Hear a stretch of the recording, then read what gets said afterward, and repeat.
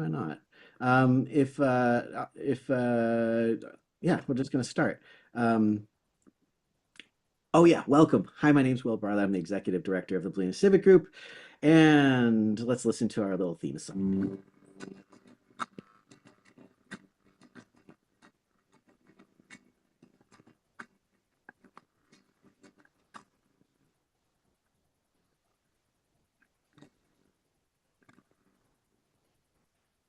Can't hear anything. Oh, yeah, it's I'm at my house. I don't have all the technology running. Welcome to January 2025 Bolinas Civic Group meetings. Bolinas Civic Group presents to you this evening the incredible and wonderful virtual Oceanside chat.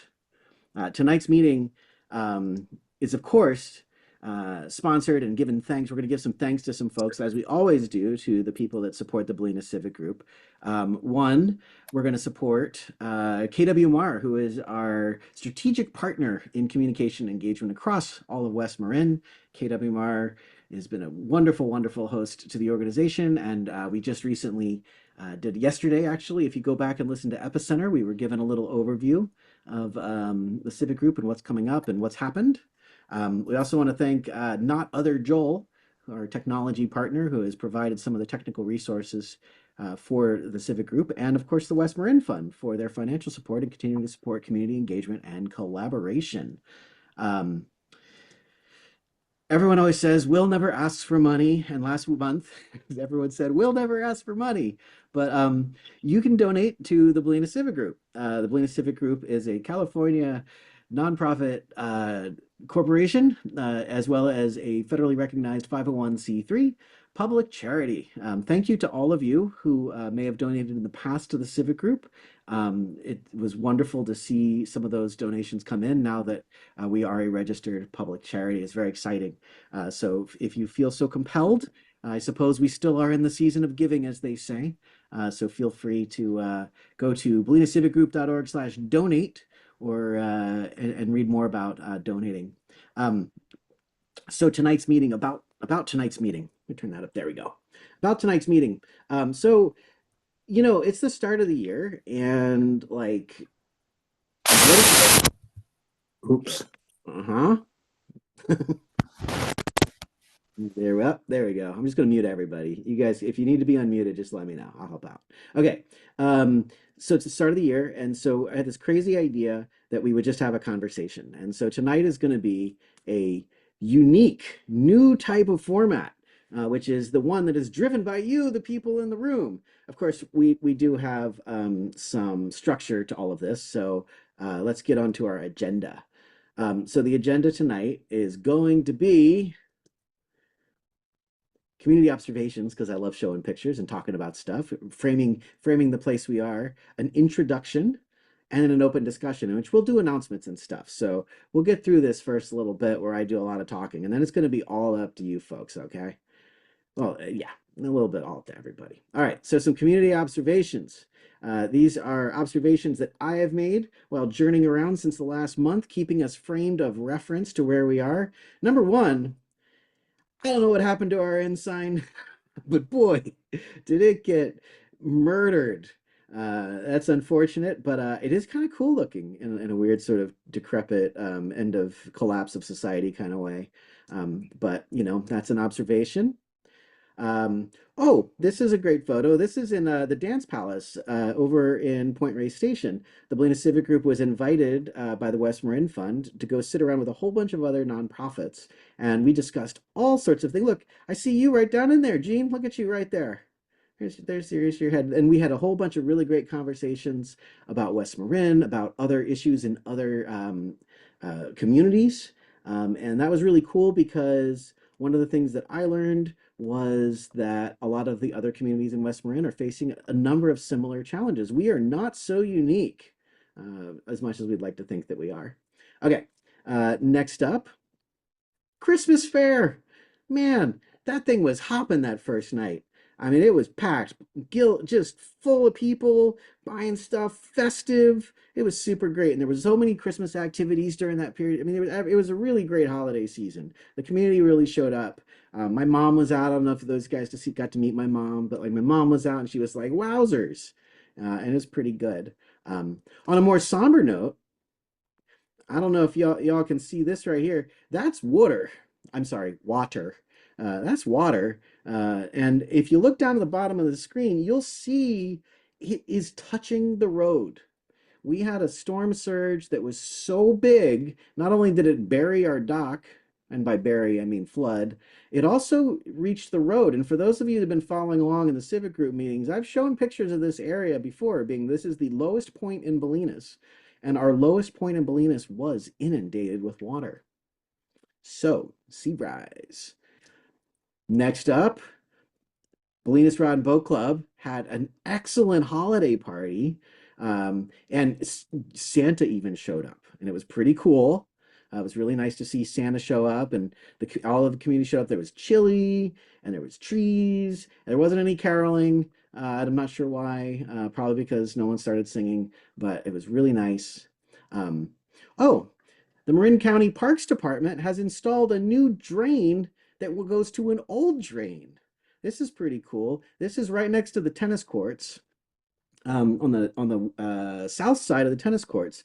This drainage ditch, they put a bunch of piles of stuff there, and then all of a sudden, all that stuff turned into a drainage ditch. And I was like, whoa, look at that. That's pretty great. I was out there with Rob Gailey, our local hydrologist, and he was so excited because hydrology. There was a pretty wicked landslide. For those of you that didn't see, this was up on the Little Mesa. That was pretty gnarly, covered most of the road. That was after that big rain. That whole hillside just went away. Angie was said there was it felt like an earthquake in there. Not to put words in your mouth, Ange, but that's what you told me, and I could see that. That's a lot of earth moving. Um, but also regarding storms, our partner in communication, KWMR, was there on the scene throughout the storms with all of the issues. And if you look over there, left-hand side, I'm not sure if you're aware, but there's an app there called Message Maker by Vox Versa.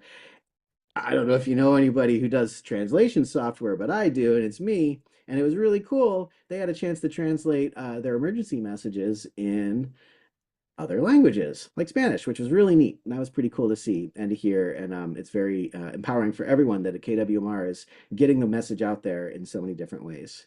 And because Bolinas is beautiful, we have to remind ourselves that Bolinas is absolutely beautiful. Some of those sunsets in the past couple of weeks, I mean, God, mind-blowing stuff. I mean, just really fortunate to be able to witness the end of the world looking like that with container ships going off.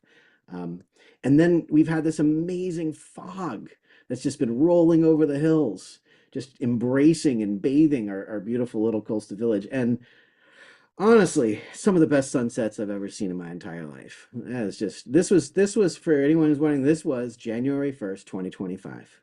Gorgeous, gorgeous day. But the storms have left their mark. And as you can see, the beach is full of the detritus that just gets pushed up and pushed up and pushed up. But also those storms are feeding the earth that we love so much and the beautiful trails and greening everything. For those of you that grew up like on the not here, it's kind of amazing how every year I forget that it goes brown and then it goes green, and it's so beautiful to see it green.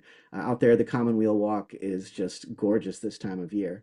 And through all of this, we are continuing to witness the seasons and the cycles of life in Bolinas. And this is little Charlie there is just looking absolutely great, and so honored to have such lovely human beings gracing our community. And with that, I leave you with the postcard shot of all Bolinas postcard shots that are ever Bolinas postcard shots, with a shot taken this morning on my early morning walk. And so with that, um, I'd like to just talk about our open discussion a little bit, and just talk about the idea here. So the idea is we'll go through and we'll first do some announcements, and those announcements can be anyone who has come to the room tonight, on the Zoom to talk about something they want to get out to the community. So if you have something that's more topical, let's just save that for the ask questions, help answer. The idea is that we've been talking about these things for a while. And yeah, we've been talking about those things for a while. But before I said in the agenda, we had an announcement. So some of you may be wondering, where's Annabelle? Where's why am I looking at Will Bartlett for 2 months in a row? Well, Annabelle's on vacation, but have no fear because tonight I would like to introduce to you a new partner on the BCG team. And do you guys know who it is? Can you guess? They're in the Zoom call right now. At least I hope they are. Can you guys guess who it is? Raise your hand if you know who it is. No? Okay. Ashley White has joined the BCG, and Janelle has raised her hand. Janelle, I just gave away the secret, Janelle. Ashley, would you like to introduce yourself to the meeting? Yeah, sure. Hi, everyone. I'm Ashley. I'm so excited to be working with Will and Annabelle on BCG. Um, it's a part of Bolinas and a meeting that has brought me so much joy and community. And if I can say really quick, I think the first person who introduced themselves in a meeting was Howard, and it was just really special to meet people and to have found just such a core group of people here in Bolinas. So thanks for having me. Well, we're all super happy to have you. I'm happy to have you helping out with BCG. And I asked you yesterday to come up with a title for yourself for the organization. Did you come up with a title for yourself? I did not. Talk about that in the performance reviews. Uh, okay, so I'm gonna just grab the spotlight for myself for a second. So I would like to say, we've talked about in the past the Disaster Council. So this is an announcement. I'd like to make an announcement that I am now the Area 2 coordinator for the Disaster Council. And if you're excited about the Disaster Council, there's some open spots. Steve, you get a radio, right? You get a radio and you can talk into it, and all you have to do, it says, look, it says Bolinas right there. It says Bolinas. Um, you, as a disaster council area coordinator, Wendy's one as well. You are responsible for basically being the eyes and ears and helping out. And disaster council is a great way to get involved in the community. You can go to bolinasfire.org and you can see where there is a gap. And specifically, I believe the last remaining gap is Area 9 and Area 8. Actually, wait, I think they said Area 9 is taken care of, but there's still a couple of gaps. And so I'm filling in with my hat to just encourage you. You get a hat, you get a backpack, you get some safety gear, and you get some instruction on how you can benefit and be helpful in disasters. And with that, Hey, Will, yeah. hi, sorry, it's Megan. Can you say what Area 8 is? Oh, sure. I'm gonna go here. You know what? I'm just gonna share this screen. I like just having all of the ability to do like anything at anywhere. So here is these are the your disaster council coordinators. These are the folks. My name has not been updated, but I am Mason Alder, Overlook to Juniper. Currently Alima Bolinas Road and Highway 1. And so if we look on our map, they have a map of these areas. And so this particular area here is currently not covered. This is the one that has basically Gospel Flats. I heard that Area 10 appears to be under control, and I also heard that Area 9 was getting covered. But Steve would love to hear from you if you want to be a part of the Disaster Council area coordinators. And so we've talked about it before. We'll talk about it. I mean, actually, Steve will probably talk about it again. But this is the map for there. Okay. Any other questions about Disaster Council?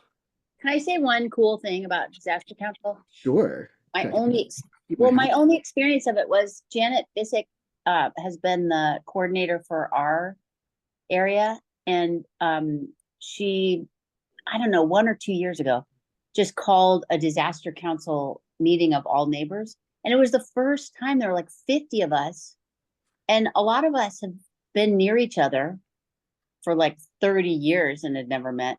So anyway, I think Disaster Council is unique and intriguing. And then watching what's happening in, of course, the Palisades, is a really good reason for us neighbors to act, us hermit Bobo neighbors Mhm. to actually know each other. I agree, Megan. I think when I looked at the area and the responsibility, it comes off as an innocent responsibility to be the eyes and the ears, but you are a coordinator to help build those connections. And I'm excited to hear. I'm excited to join. I laughed at myself for presenting Steve twice, talking about a need for more coordinators before I finally said, you know what? It's not that deep. I can do this. And I get a hat and a radio and a vest and gloves and protection gear and responsibilities. And y'all know I like responsibilities. Um, so because Ashley's new, I asked Ashley to be the helper in helping the conversation. So I'm gonna stop talking and I'm even gonna turn off my camera and I'm gonna let Ashley run the show. So the back to the open discussion. There's some folks tonight that want to talk. I know that because they emailed. There's some things they want to bring up. So I'll turn it over to Ashley to run the show, and you guys, let's just have a great conversation. And the whole point is to be able to ask anything, to get answers, to ask a question, just to talk and figure out what you know and what you don't know. Because we got some pretty clever people in the room tonight. Not me though. Thanks, Will. Um, who has something to say? We've got, yeah, we do actually have a lot of people on to, I think 28 right now. Would anybody want to go first and share any updates that they have? Yep. Yeah, and Yeah, I'd just like to take another few seconds to talk about the Disaster Council. There are at least 3 of us, maybe even more. I have to looked at all the names that are area coordinators for the Bolinas Fire Department, and it's actually kind of fun. And we have trainings. Steve Marcotte sets up trainings, radio drills, and I'll just tell one short story and then I'll stop. But at Christmas, we had a radio drill and we went up, all the area coordinators went to the fire department and we formed little teams and we were sent out to different parts of Bolinas pretending that we were surveying homes that needed help.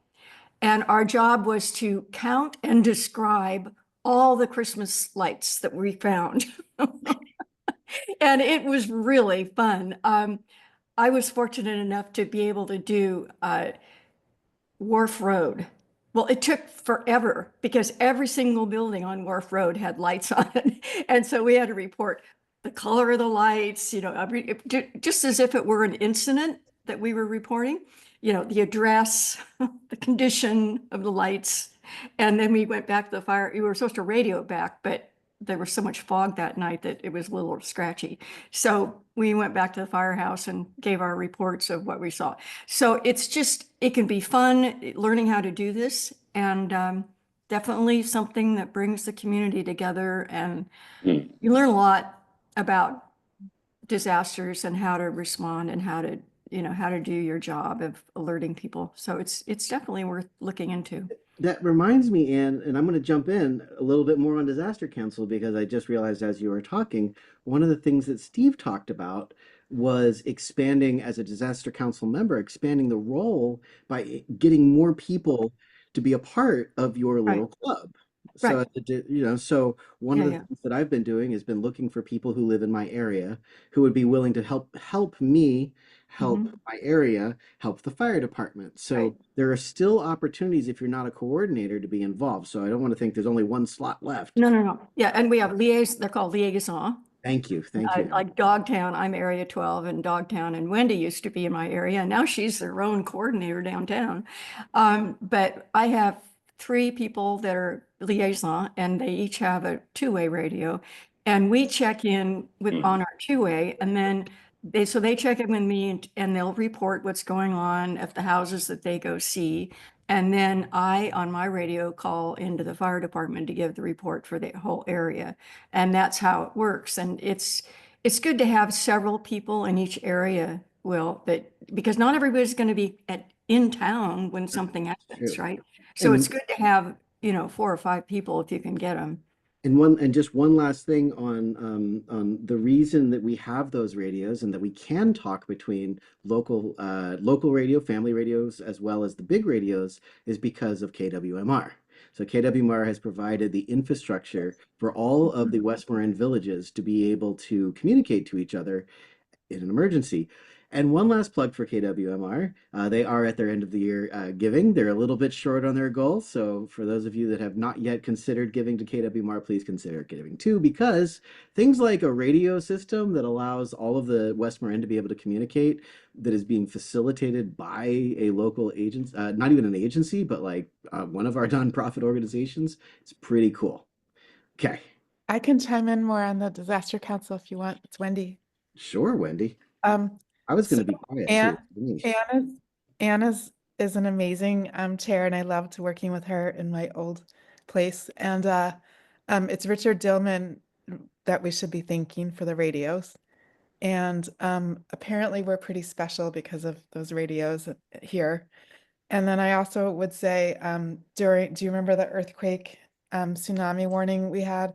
It was really helpful to just kind of jump in before the fire department ever got down here. I knew people needed to, I actually called up to the fire department to make sure, but I knew we all needed to evacuate up to higher ground. So I got people out of here before the fire department even came down to really push people out of here, which was a good thing, just in case. Luckily, we didn't have any tsunami. But yeah, that water did come up on the road. Well, Wow. it sounds like that disaster council area coordinators work, and so I encourage everyone. Okay, I'm going to stop talking. I swear I'm not running the show. Ashley, it's your No, job. no. Good. Thanks, Anne. Thanks, Wendy. I just saw someone heart, I think it was Anna, what people were speaking on, and I love that communication idea. So if you have something to say, it is helpful to do the hand. I know John's got his hand up, so maybe we'll have him go next. But if you resonate with what the speaker's saying, or if you want to comment on that, we've got the chat. You can use the emojis. But yeah, it feels very interactive. John, do you want to go next? I do. Am I unmuted? Can you hear me? We can hear you, Okay. yes. Good. I'm John Cozy, speaking as always on behalf of the Bolinas Eucalyptus Project. And our goal in life is to preempt disaster. And that is the nature of our project. And to review, for anyone who doesn't know, the project is to remove approximately 1,100 eucalyptus trees either side of Mesa Road up from Olima Bolinas Road, 7.6 acres on BPUD land, and the remaining acreage on 3 private properties on the north side of Mesa Road. And I was thinking about this today, like how to best verbally illustrate why these particular trees should be removed. And so I'm going to present it this way. In the last 2 winters, 60 trees have blown down within the project footprint, closing Mesa and or Olima Bolinas for approximately 300 hours over those 2 winters. So that's 60 trees within striking distance of the road, which almost every tree on the project is within that striking distance. If you extrapolate that out to a mile, that would be 240 trees falling down on or near the road per mile. Marin County maintains 422 miles of road countywide. So if 240 trees falling per mile was normal, in the last 2 winters, 101,280 trees would have fallen across trees in Marin County. That did not happen. That never will happen. So this, I hope, would help anyone who's not convinced to understand that this particular stand of tree, owing to a laundry list of reasons that we don't have time to go into now, but you can find out all about it at our website, bolinaseucalyptusproject.org. Well, I just lost my train there. Point being that these trees are particularly unstable and have been mismanaged, and they've aged out. So the Bolinas Eucalyptus Project trudges onward. We have hit a bit of an impasse, a bit of a financial shortfalling.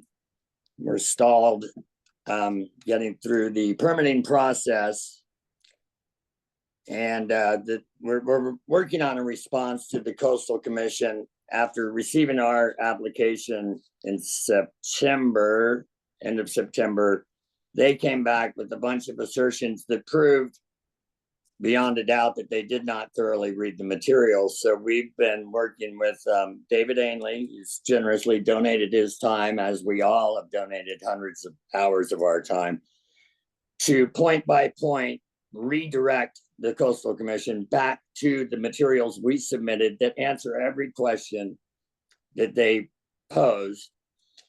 So hopefully that will make an impression if we can get them to take us seriously. To that end, we have sought and have now retained legal representation.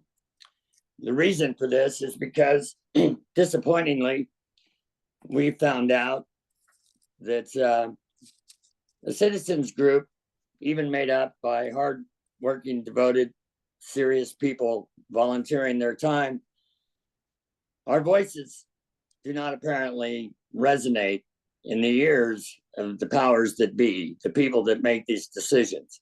The fact that our exhaustive application product that we presented was barely read was just a massive slap in the face after the thousands of man and woman hours that we put in.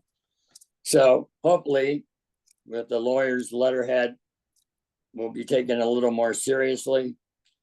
In coming days or a week or two, we will have a new sign at the corner of Mesa Road and Olima Bolinas, where the post office sign previously stood, announcing our project and hopefully bringing more people's awareness level up and getting more people involved and hopefully garnering some donations. So I just thought, since we were talking about the disaster council, that I should pipe up and let y'all know what we're doing to try to avert disaster and also enable our emergency responders to respond to disasters. Again, let's roll back to the 300 hours of our two most important roads at our most important intersection being unpassable for almost 2 weeks in the last 2 years.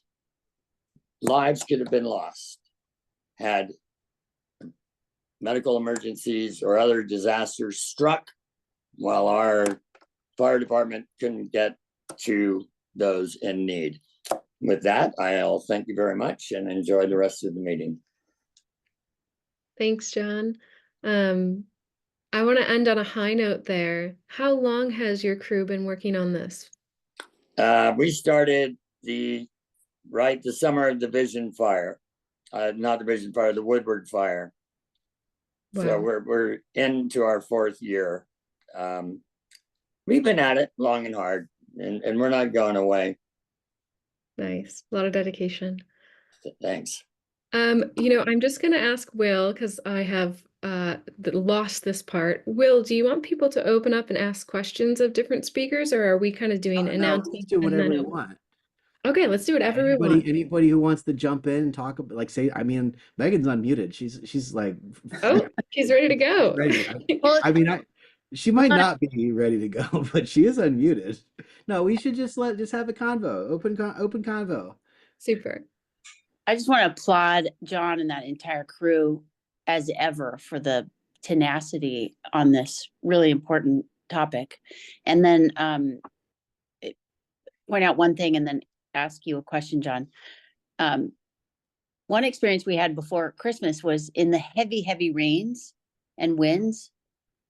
Those same trees load up the drainage on Mesa Road significantly and start pushing water across that road to a really significant degree. So it's not just the injury that the trees have caused a local resident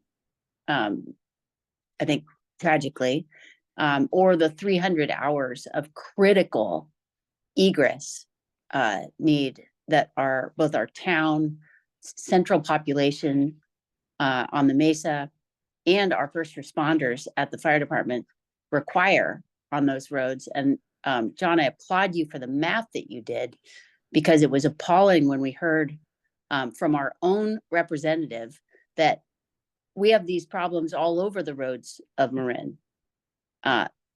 We cannot accept that sort of response to sort of mortal needs of our own residents.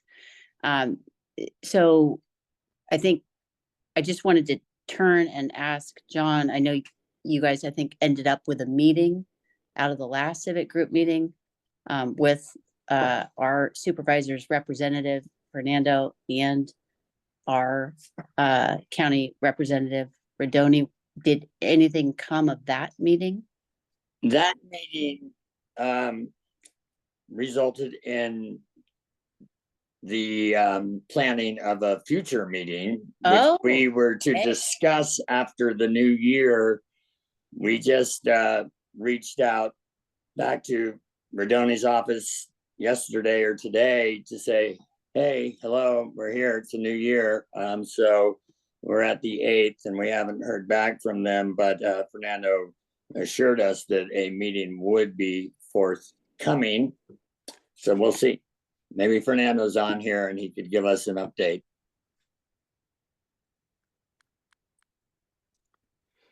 I'm just scrolling attendees. Not seeing the county represented tonight, which is That's interesting. Maybe we can send them the tape. Maybe hey, Colorado because it was a. Well, I personally know the legal representation that the Bolinas Eucalyptus Project has engaged. Really knowledgeable, very outcome focused, lawyer of the people, if you will. Beautiful. Lawyer of the people is such a sweet sentence. I really like that. A lot of power, but it seems very sweet. Okay, I'm looking around the room. I don't see anybody unmuted. Does anyone, maybe Anna, do you have anything to share? Yeah, we have an announcement, Ed, Kara, and I, and this is really on behalf of the Standing Together Committee. There's I really appreciate the opening with all of the reflection of the beauty that we have here in Bolinas, and one of the aspects of the beauty that I treasure most is our diversity. And, we have this opportunity on January 20th to really show solidarity and love and support for our most vulnerable community members, our immigrant community. And spearheaded by Ed and a group of dedicated, wonderful, awesome community members, we're planning this event on January 20th. And you're all invited. And our next planning meeting, our working meeting, is January 13th, next Monday. But basically, we're going to be getting together at Mesa Park, 4:45 on January 20th. Among other things, it's Martin Luther King Day. Other things are happening elsewhere that day. But what's happening in Bolinas is that we're all going to come together and support our community and get together. There'll be music. We'll have signs that we'll have made, and then we'll all walk down together to the school and enjoy a community dinner. And there'll be opportunity for us to engage in music and dance and sharing from our hearts what it means to us to be in a diverse, beautiful community and to stand in solidarity with our immigrant community. Ed, I know you wanted to also, I know we have the amazing translation services here on this call, but Ed, did you want to speak words in Spanish as well? Yeah. Is that true, Will? Do we have it in Spanish as well? I'm actually not currently translating in Spanish. Okay, well, I'll do that. First of all, I think there was a flyer that we wanted to share if you have it. Can you put it on the screen? Let me make it possible for that to happen. Thank you. Great. Whoever wants to share can share anything they want on the screen. Can you get it up? I don't mean to. I don't have a flyer. Are you asking me? I have a flyer. I have an email that it's in the flyer. Hold on. I have the Yeah, email right yeah. here. Hold on. I'm expecting this technician to know how to do all this stuff. I got an email today. Hold on, from the community center.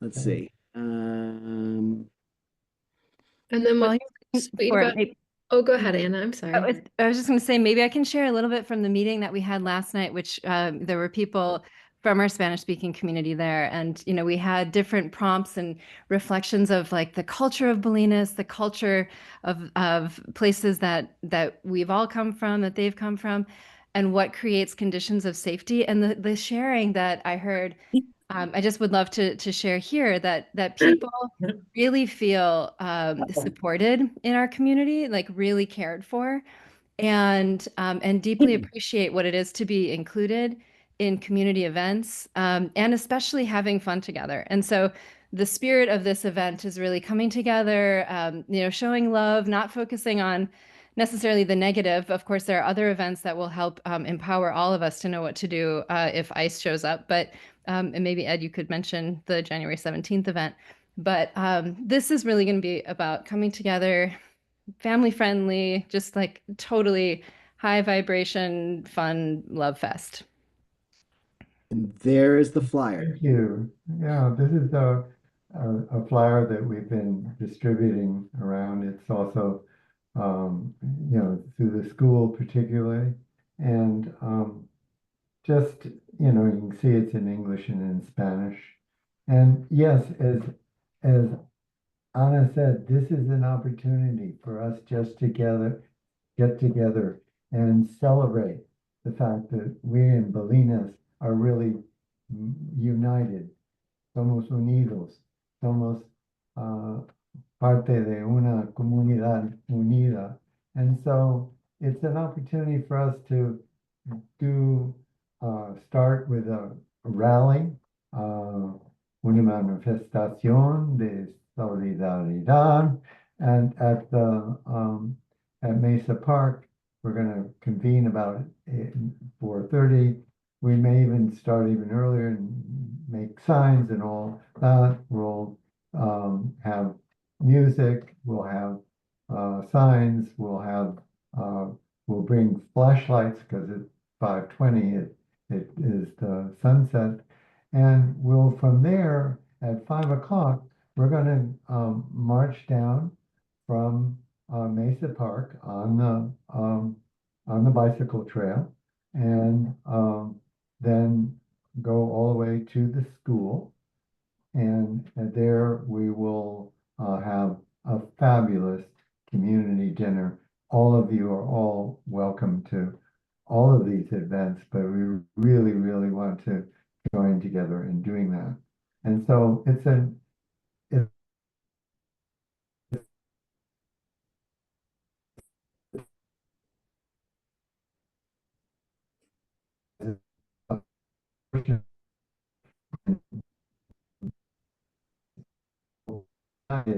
we are best prepared for whatever. And because we, I have to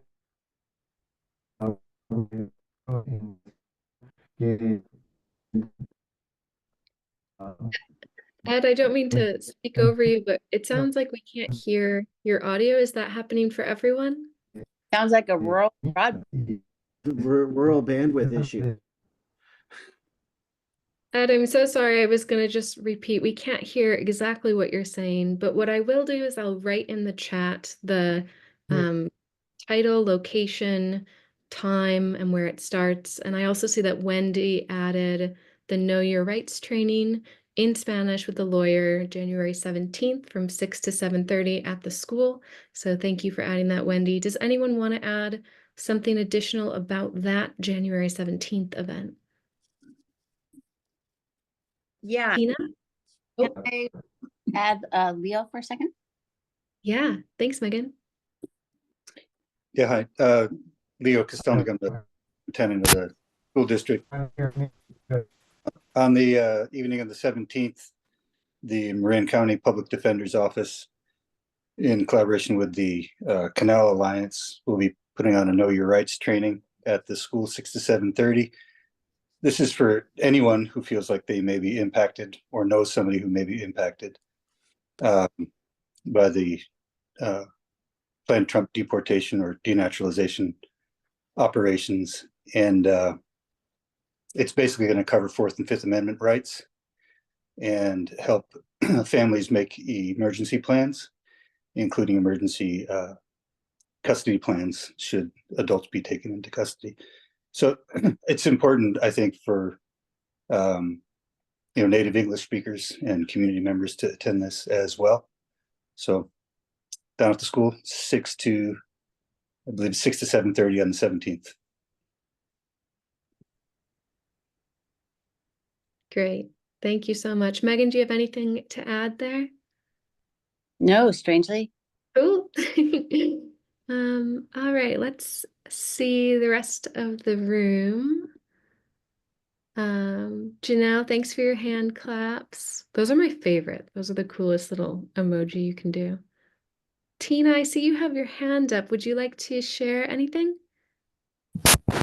Well, it was a question about Raleigh from Mesa Park and then down the bike path to the school. And honestly, my question is the bike path even open? That's Let's a ask great John. question that I'm going to hand to someone who knows. Megan?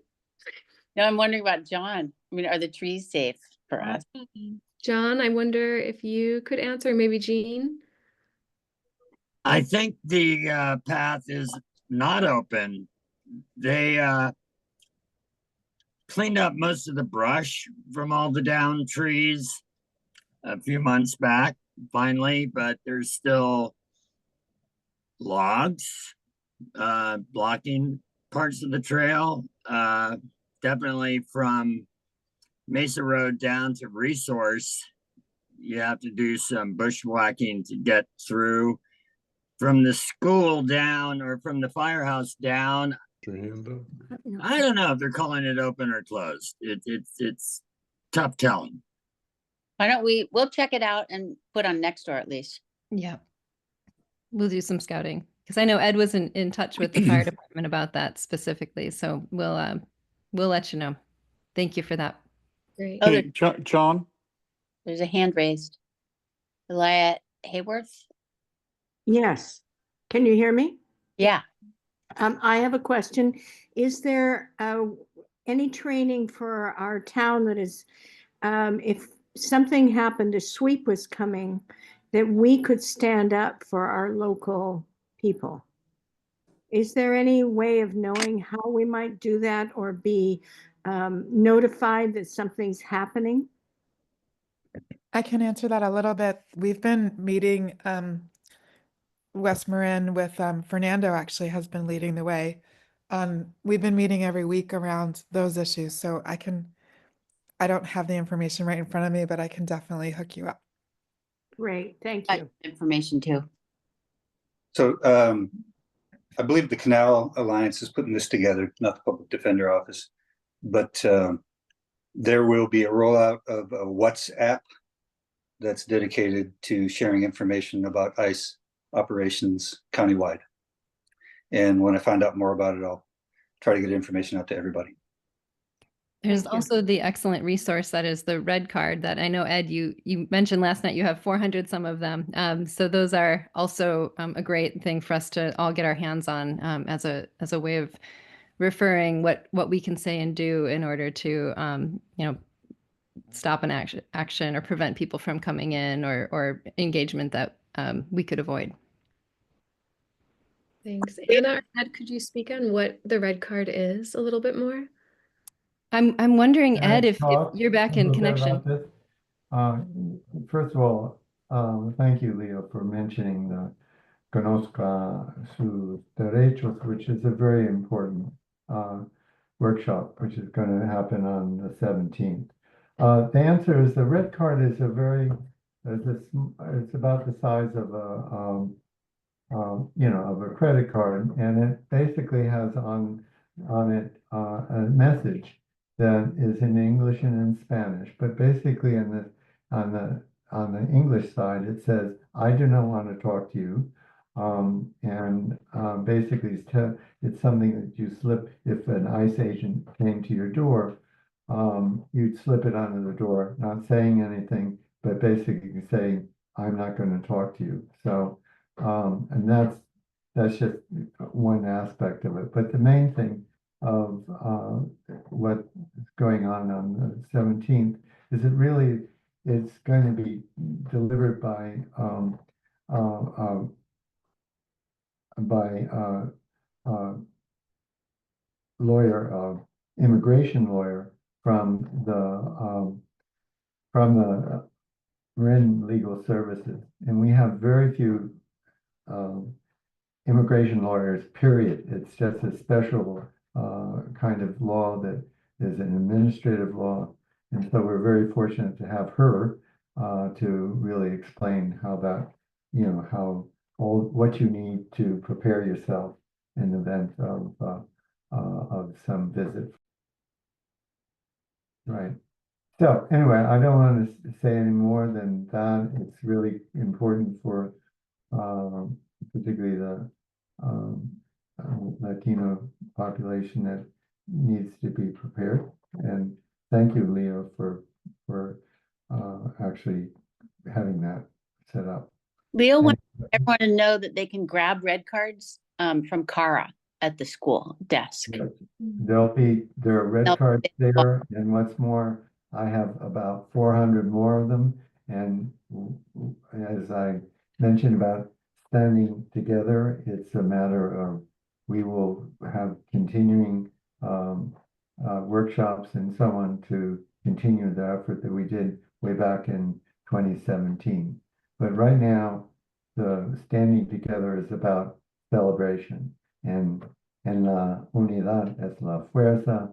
And I can tell you that just today, when a friend of mine came back and she said, "I'm just so upset about hearing about Trump and blah, blah," and I just really can't do it. And I went up to her and I gave her a big, big hug. And I said, that's what, and I could see the whole tension in her body releasing. And I said, it's about love. This is a community about love. And that's what we're really trying to do on standing together. So I can explain that in Spanish, but I'll leave it up to you guys. Thank you. And yeah, Wendy has added to the chat. The red cards are from ilrc.org, sharing as well that they have the Fifth and Fourth Amendment rights, both English and Spanish. Thank you all for taking the time to explain that. I'm very grateful for this meeting and being able to hear about both of these events that are happening. There's also just another reminder to not open your doors or speak to anyone coming into your home unless there is an official warrant, which is unlikely.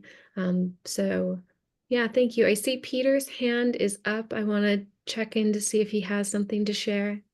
Question or observation and a question regarding the eucalyptus tree that's down in the bike path where you go down the hill there as you enter town.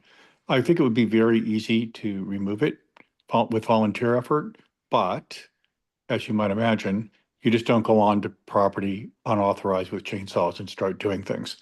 So I think if someone on the line here knew, John probably, knew where to go to get permission to cut it up, I think I could help organize the volunteers to get the chainsaws and make the cut and roll the log out of the way.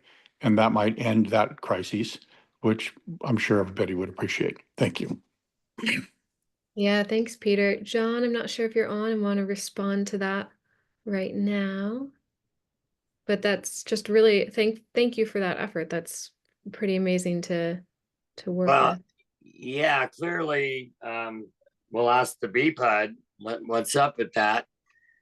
My impression is that they don't want the trail to be used, so they haven't made it usable. So it'll be interesting to see what their answer is, but I could ask there tomorrow. I'll be in the neighborhood. I'll just pop in and see what's up with that. If someone could give us permission, probably in writing, I would say a 2-sentence letter would be fine. You have permission to go and cut the log off the tree and roll it out of the way, we would do it. That's that simple. Thank you. Okay. We appreciate that. Karen, I see your hand is up. Yeah, at the firehouse, there's a path that goes in towards the sewer ponds, and there are arrows directing people not to use the path that goes under the trees, but to use the path with a really steep incline and come down near the resource recovery site. And so that's a way to get into town without going through the eucalyptus trees. And it's not just that one log that's going across the path that's worrisome, but there are a lot of trees that are leaning, and there was one that just came down in there. So there is a way to get down. It's just further over towards resource recovery on the paved path. Gotcha. Thank you. I see Tina's hand came back up. Maybe not. Tina, you're on mute Thank there. you. Yes, the last time I was down, see, the problem is that's why I brought up with the whole plan of the rally at Mesa Park and then getting to the school. Obviously, the path from the stop sign where Mesa comes into Olima Bolinas, that from that corner to the school is totally open, but coming from the Mesa to go towards recovery is not getting anybody to the school. It's going the other way, and that's exactly what isn't our is the connecting part to just get down. I mean, not even from resource recovery to Olima Bolinas Road, but getting down from the little BPUD station there, getting from there down to the corner is what's not functional. And so yes, it's a great idea to march to school, but I don't think you can right now. That's why I brought it up. Sure, Thank thanks for that input. I love the hands. I love everybody who has a response. Anna, do you want to respond and then Will? I just want to say that 2 out of the 3 bus drivers of our school are engaged in the effort, and there has also been talk of decorating and having a festive ride from Mesa Park down to the school. So we will ensure everyone's safety and that we have an appropriate pathway. I love the direct with permission chainsaw action, but Ed and I will touch base with our planning committee, and I deeply appreciate everyone's input. And if we could clear the path, that might be a public utility, but it might also be a liability and safety issue. So we honor that as well. So thank you, everybody, for this. Appreciate everyone's engagement. Great, and we'll go Will and then Megan. I would just like to maybe posture that maybe you just walk down the middle of the road. I mean, I'm not saying, it's not an act of protest or anything. I'm just saying maybe you just walk down the middle of the road. Yeah. That's Can I say We something? could have safety people out in front and in back and a big flyer I about have- why the hell we're walking down the middle of the road. I have vests and flashlights and flags. Me too. Lions Club has Lions so Club. many vests. I have vests. I've got hats. You have Yeah, radios. yeah, we got it all. Just I'm sorry, people. Mesa Road is way too dangerous. I mean, seriously. You No, can't we even would ride stop your them. bike up Mesa Road. Walking is like a death wish. I hate to be a wet blanket, but No, it's fine. I'm We would not. block it all. If we did that, we would block it all. Well, I think something we could think about too is if there was a eucalyptus tree on the road, it'd be blocked anyways. So maybe we'll just work on an emergency blockage. Could I make a comment? Sure, Ed. Because one of the things that, Megan, I love demonstrating and blocking roads and all that. I've done it all my life. I'm sure you have too. But frankly, it's a public safety issue. I brought this up with our fire chief, and I told him we will find a safe way to have our people, all the people that want to rally to get to the school. And I think Anna says it very well. We'll bus people if we have to. But we were told at least that we could consider using the bike path, and we'll see what, hopefully, I'm hoping that all of you will encourage whatever needs to be cleared so that, that all of us, parents and children and so on, can walk safely to the school. Thank you very much. Real quick, I'm just going to take my BCG hat off for a second and just say it's kind of crazy that as a community, we don't have the ability to walk safely from the Mesa to downtown easily. I just want to say that. I think that's a really important key piece to say is that we're having conversations about trees falling down, not being able to get them cleared, paths being covered by things, and we can't even get a group of people from the Mesa down to downtown in our own town. And I'm going to use a curse word. I'm going to say that's bullshit. Thank you. Thanks for I'm all putting of my that. BCG hat back on. Megan, you have your hand up. Yeah, that was exactly my conclusion in this. And Ed and Anna, I completely hear you. And we need to ensure for this event, the safety and, smoothness of this event for a completely different reason. But as Will said, it highlights John's mission of the last 4 years or whatever so starkly. And then when we were trying to clear up the debris out of that drainage as water was coursing across, of course, one of our only 2 egress from our main population center after those pre-Christmas storms, we were talking about, and this would be, I think, pretty enjoyable, doing a series of signs on the Ukes all the way down Mesa, the way the old Razor ads would run, and just say, it could just be Jim's statement to Fernando. What is it going to take to get these fucking trees down, Bradoni? I love it. Just have that happen. Get our people safely to the school, but this is way past pathetic leadership. Yeah. Thanks, Megan. I see a lot of people on BEP joining as well, and so I really want to make a notion that this is an emergency issue, and it's really nice to see everybody coming together to talk about it.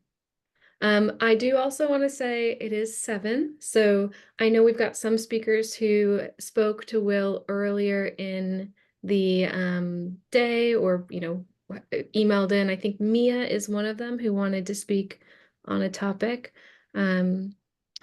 Is there anybody who has a topic who we haven't hit yet, and maybe I should make like a list of, or Mia, are you on and want to speak about what you would like to speak on? I'm on and available whenever you think the right time is. It's now. The time is now. Let me see if my video works. Sure, thank you. And maybe if anybody else has, just to make sure we do hear from everybody, if you want to pop in the chat what you'd like to talk about, then we can add that in after. So my name is Mia Monroe. I'm a volunteer with the Xerxes Society, and I have been visiting Bolinas during the winter for over 40 years to observe and monitor another population in your community, the monarch butterflies. And I also have admired Lizzie Weber, who grew up in Bolinas and is an amazing photographer. She's had some incredible shows, and they're titled Once There Were Millions, Millions of Monarchs, that is. This year is going to go down as the second lowest number of monarchs ever, maybe 7,000. and that's in the entire Western United States. In Bolinas, a few hundred arrived in early November, but those storms blew them out. And now we can see a few fluttering, but not the tens of thousands that some of us remember. The only place where we saw. I would like to speak something, say something, please. Should I continue? Yeah, why don't we do it this way? Mia, if you want to continue with yours, and then Howard, maybe after, we can start the communication about what Mia's sharing, if that helps.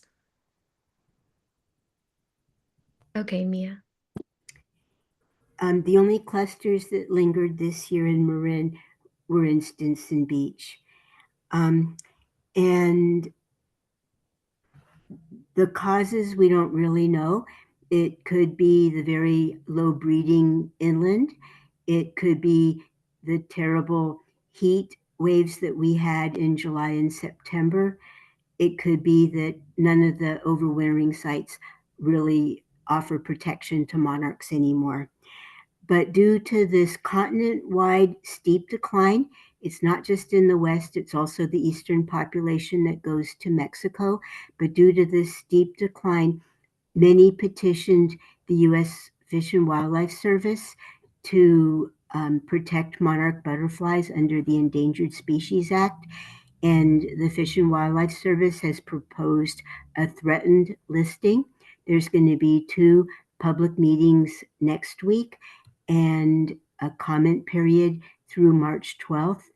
And there's lots of provisions recognizing that monarch butterflies are widespread throughout the United States and that lots of different accommodations need to be made.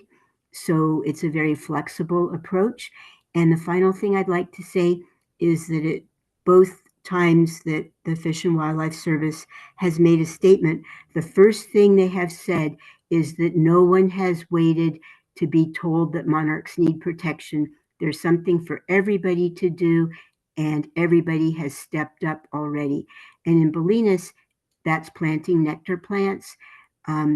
It's doing what you do, having a healthy environment, no pesticides, and I hope that you'll step up and also offer protection for monarch butterflies and the other species that live among us. I'll put in the chat how to learn about those public meetings next week and how to learn more, because there's lots of good information. Great. Thank you so much, Mia. I really appreciate that. In the chat, Megan wrote, anyone old enough to remember the monarchs that blanketed Terrace, which I've seen only photos of. I think we also had a couple comments about bike path safety. And so if you want, you can scroll up and read those. I'd like to let Howard jump in on his comment, and then we can open the floor again. I'd like to start by apologizing to Mia. I am terribly sorry. I'm working with a new phone, and I thought I was just talking to the chat column. I did not mean to interrupt you. I really apologize. Okay, can anybody? Totally, no problem, Howard. Okay, I just have a bee in my brain, a bug in my brain about eucalyptus sprouts.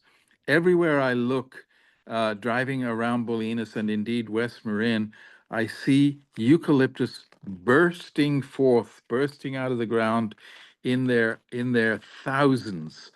And as I am part of the BEP group, the Bolinas Eucalyptus Project, concentrating on that single grove at Mesa and Olima Bolinas, that group is not ready to enlarge our scope, and we don't have the bandwidth to take on the eucalyptus sprouts. So I'm just putting it out there to anyone who has property in Bolinas, anyone who, it ultimately becomes a county issue because we're talking about the sides of the roads throughout the county. But anyone, private property owners, I notice places on the road, Mesa Road out towards Commonweal, there's places there where there's thousands of small trees sprouting out of the ground. Anyone who has property or knows the property owners, please start ripping those things out by the roots, because the longer we leave them, the harder it is and the more expensive it's going to get. So I just really want to raise awareness about this massive plague that is already underway Yeah. in our town, and that anything we can do to lessen eucalyptus sprouts, you know, the existing giant trees are one thing. I'm talking about sprouts and things coming from cut trees.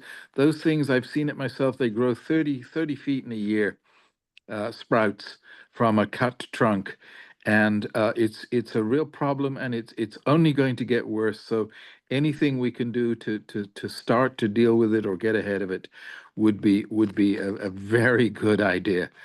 That's really all. It's just a consciousness raising thing. Thank Thank you. you. I think if I could melody Mia and Howard's comments together, I want to make a notion that on the BEP website, bep.org, you can actually see the implementation plan for what BEP would do to put in nectar plants. And there's some great examples of plants, native plants that you could plant locally and yourselves that would be sustaining and best for these monarchs. So I hope that kind of brought that conversation together well. I don't want to miss out on Mia's comment here that shares where you can find the proposal listing monarch butterflies as a threatened species. Ed, I appreciate and thank you for your closing note reminding us about the Standing Together event on January 20th. We still do have a couple more minutes, so we're happy to continue these conversations. Megan mentioned that we should do a Briones Lions Club workday, taking out the uke sprouts on a blitz, which sounds great. I would love to do that. And I think I want to bump now, if Peter's available to talk briefly about a budget analysis that he started on behalf of Bolinas Needs vis-a-vis county receipts. Peter, are you available to talk about that? Yes, this effort, which we'll call the Bolinas budget, a pro forma concept budget, grew out of a conversation that's been going on for about a year, where we've been just, as the civic group evolved and listened to all these stories, sort of developed a curiosity about what would happen if we said to ourselves, let's suppose for a moment we were a town. We were not part of the unincorporated area of the county. For those of you who haven't thought about it in a while, the county has 253,000 people in it, and 68,000 of those people are in the unincorporated area of the county. We are in the unincorporated area of the county. So our representation in the county is not through our own town government and not through a budget. We just ride on the coattails of the county. What we don't know is exactly what those coattails define. We don't know how much money comes in the form of a budget for our village or our community, or however you want to define us. We're not a town. We don't have our own budget. So out of this conversation that I've had with many people, mainly Will and Megan and some others, we said, well, why don't we just create one that we believe is accurate? You know, let's figure out how much tax revenue our community contributes to the county, and let's figure out what our expenses are, both in terms of operating expenses and capital needs, and define a hypothetical budget, and then circulate that through the civic group, get comment on it, get people to sort of help us build as accurate a representation of what a budget would be if we really were a town or a city. And then I think we would like to go to the county and start asking some questions.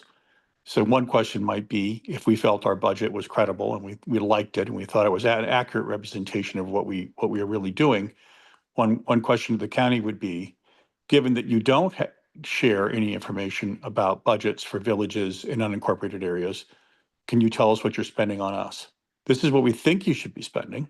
This is what we think our story is, but we would actually like to know what you're really spending.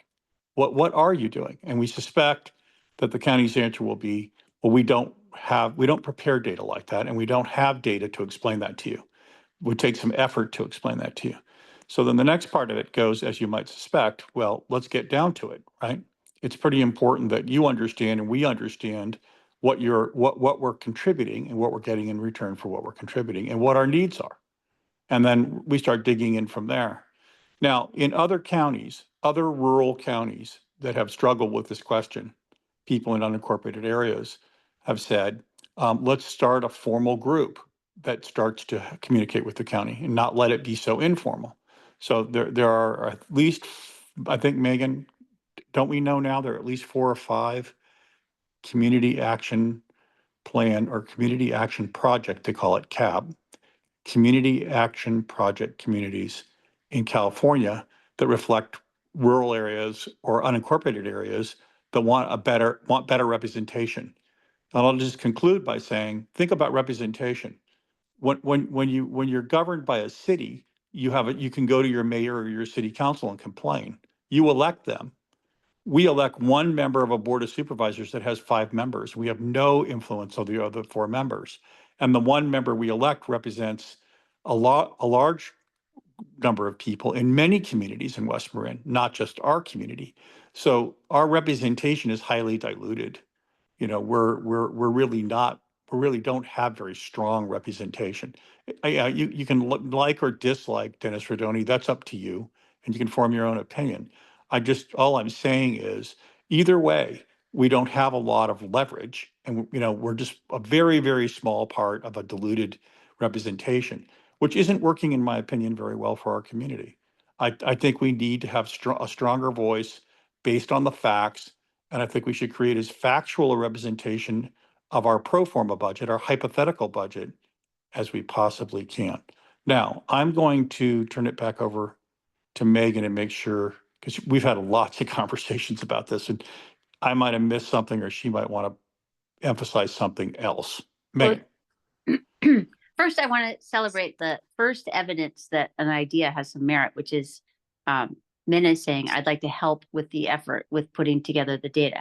When anyone's raising their hand saying they want to help work on an effort, it's a worthy effort. And I think this is a really good starting point. And it's been talked about for a million years, of course, in Bolinas. Should we incorporate? Should we not? Should we village association? Should we not? Should we community services district? Should we not?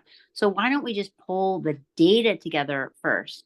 We have, thank you, Will, the Bolinas Civic Group, which I think can really act in that way that the CAPs have worked in the 4 other communities that Peter and I looked at. He's organizing a big effort in Lake County. And then we just joined this call with the Calaveras County CAP, which has been running for 20 years, sort of like the Civic Group has. They organize a letter to the editor every single week in the local paper, doing an update around their interests. And they do this kind of analysis of their own holistic needs. So it's not just land trust going off on their needs, and BPUD going off on their needs, and fire department going off on their needs, and the school going off on their needs. We pull together this picture as best we know it, of our met needs and our unmet needs and the challenges that we're facing on sea level and fire in the years ahead, get our own best picture of that, and then figure out how we're going to address it ourselves with funding and more responsive representation at the county level, and then directly, as Will was pointing out from discussions he's had, directly interacting with our state government. And I think that out of this sort of more analytical effort, where we reach out as Civic Group to all of both the NGOs and the agencies in our own little town to pull this binder together for Bolinas, we take that into the governance discussion and see if that naturally defines a community services district under an adaptive purpose that would give us some real governance structure, some jackhammer impact at the county level, and then additionally many of the authorities and the financing capabilities of a municipality without the impossible obligations of municipalization. So, I'll just throw this in because it's really interesting. I'm pretty far along in assembling the first draft of this and feel that I could finish it, will finish it in the next week or two.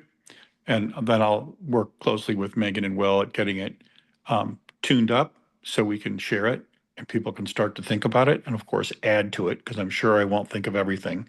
It's not easy to think of everything. Although just so you get a taste of it, I used the budget for the town of Fairfax as a proxy for our budget because it's a small town. And I just wanted to see what the categories were. And I filled it all in and I sized it for our town and then went validated as much of the data as I could. I'm pretty far along with that. Then I pulled in BPUD, pulled in the fire department, pulled in the community center, pulled in Mesa Park, all the capital budgets, all the operating budgets. And then we're going to sum that up into one story and say, this is as close as we could get to what we think Bolinas really represents. Then we're going to do what Megan's talking about.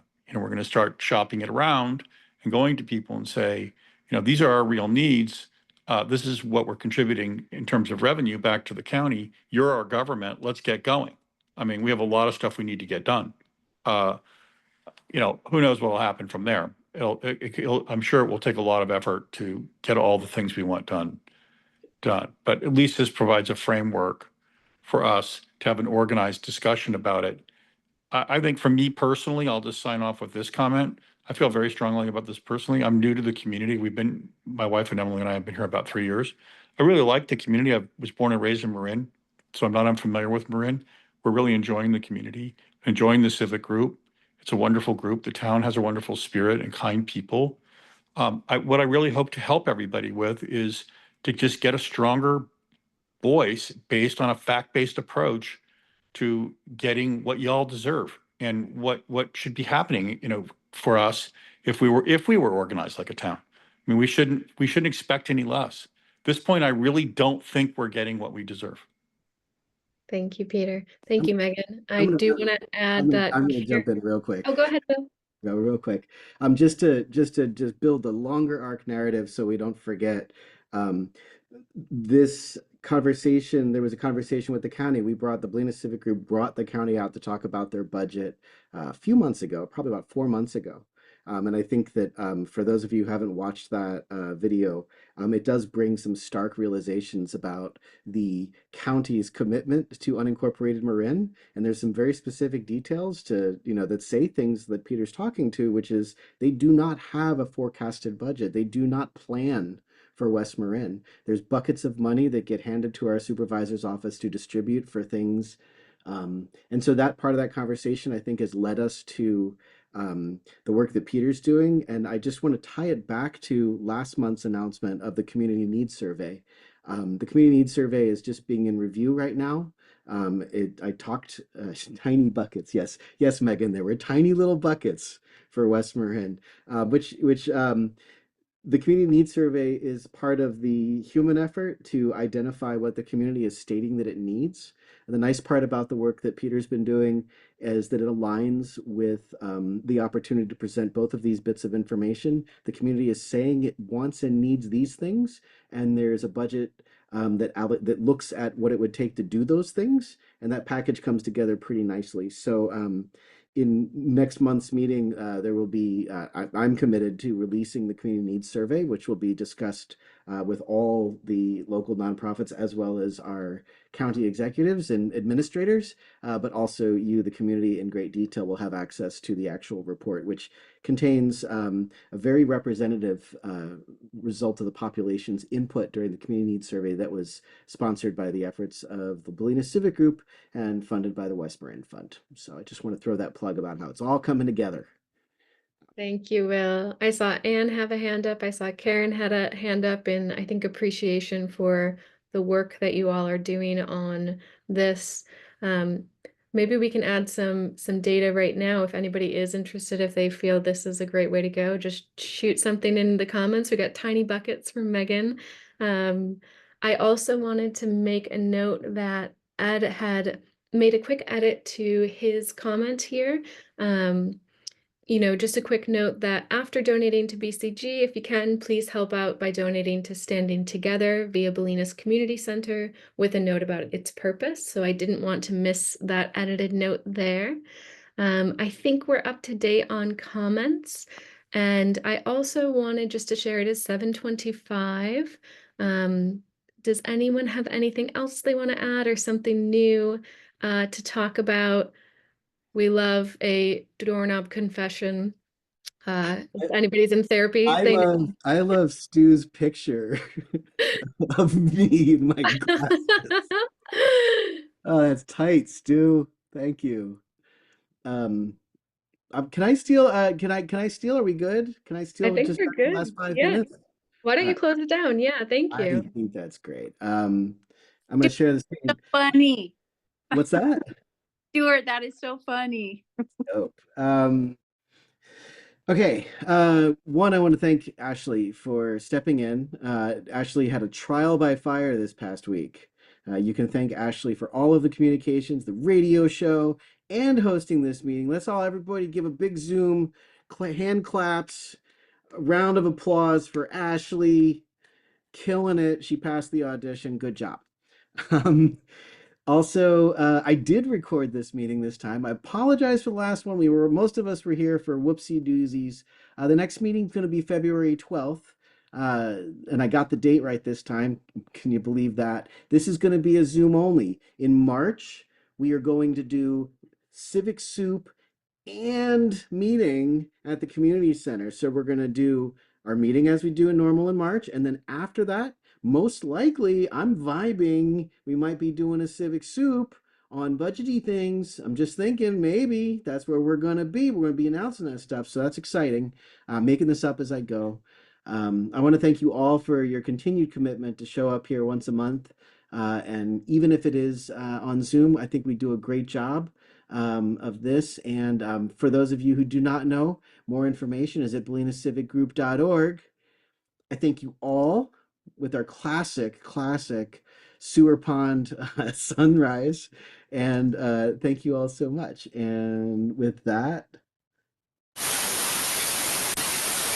hearts all around. Okay, thanks everybody. We'll see you next month on Zoom, and keep a lookout for the website for more updates and information. Y'all are incredible, and everyone who continues to contribute to community, totally incredible. Thanks everybody.